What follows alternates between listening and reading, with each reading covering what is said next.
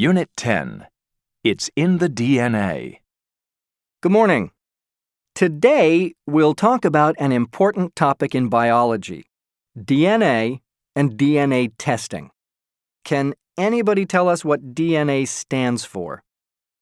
Deoxyribonucleic acid. Right.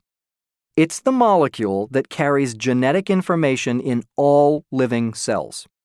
Now, first, we'll look at what DNA is and when it was discovered. Then, we'll look at DNA testing and several applications or uses of testing. This is an exciting topic for biologists because the more we learn about DNA, the more we see how science may change our lives, from healthcare to our relationships. Okay, what does DNA look like?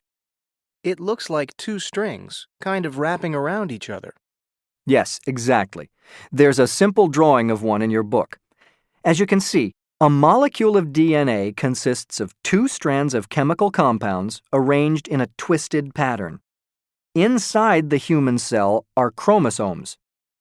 The DNA is organized in 23 pairs of chromosomes in the cell. Genes are arranged on the chromosomes, and these carry fundamental genetic information like hair color, eye color, or characteristics that aren't as visible, such as intelligence, and a lot more. Scientists have been studying DNA for a long time.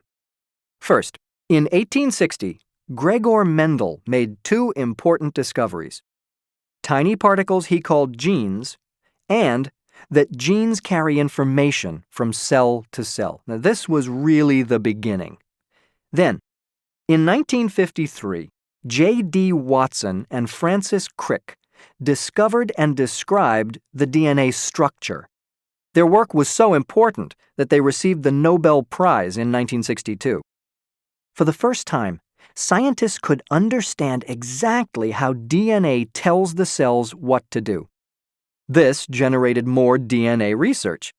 And by the end of the 20th century, scientists made other important discoveries. Probably the most important work was the Human Genome Project. The goal of the Human Genome Project was to complete the first reading of the human genome, the complete set of human DNA.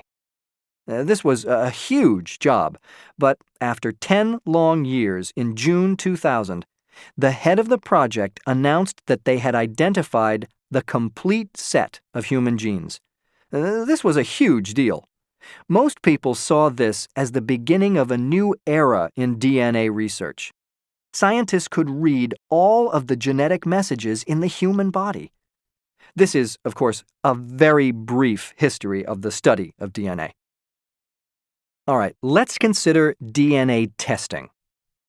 One important use of DNA testing is testing identity, which is also called DNA fingerprinting. Here's how a DNA fingerprint is done. Scientists take a small sample of someone's hair or skin, which contain DNA. Next, they treat the sample with chemicals and make a film, like a small photograph.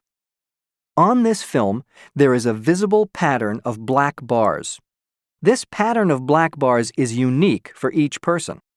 So, a DNA sample from your hair identifies you. It's like your fingerprint. It identifies you and you only. I see a question, Miguel? Does the DNA from hair or skin or blood all look the same? No, not exactly. The DNA from your hair will look like hair DNA, but it will be uniquely your DNA pattern. It's sort of like all noses look like noses, right? But your nose looks like your nose only. Now, I want to look at two applications or uses of DNA testing. First, how it can be used by doctors, and second, how it can be used by the police. Within healthcare, one important use is to identify potential for health problems. Researchers have found some genes linked to specific diseases. For example, Huntington's disease is linked to a defect in chromosome 4, and Alzheimer's disease is linked to a defect in chromosome 19. A genetic link means that doctors know that if someone has defects in these genes, they're more likely to get these health problems. Their potential is increased. Notice I didn't say researchers have found that some gene defects cause specific diseases. There is simply a link. After doctors perform DNA testing, they can then decide the best way to use the information.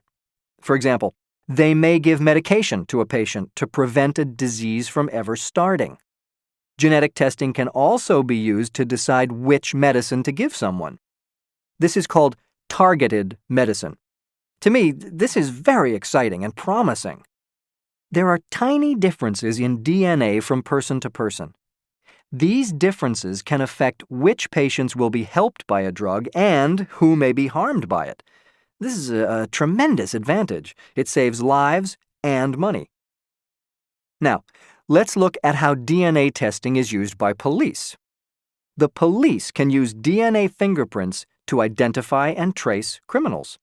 All they need is a small amount or trace of blood or hair from the crime scene. If the DNA samples from the crime scene and the suspect match, the results, at least in the United States, can be used as evidence in court.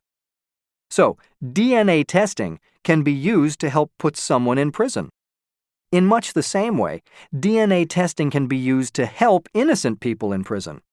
People in prison can now try to use DNA testing for crimes that happened, say, 10 years ago. If their DNA fingerprint doesn't match the DNA fingerprint from the crime scene, this can help them get a new trial and perhaps get them out of prison. As you can see, there are benefits to DNA testing. However, there are also some concerns that this type of information might be used against us in the future. Now let's consider how DNA testing could be used against you. What if a company you wanted to work for asked you to take a DNA test? And what if your DNA test showed that you had a gene defect linked to a certain type of cancer? Would the company decide not to hire you? People also worry about health insurance. They're afraid they might not be able to get health insurance if their DNA test shows they're at a higher risk for certain diseases. As a result, in the United States, some laws have been passed to protect the privacy of medical records.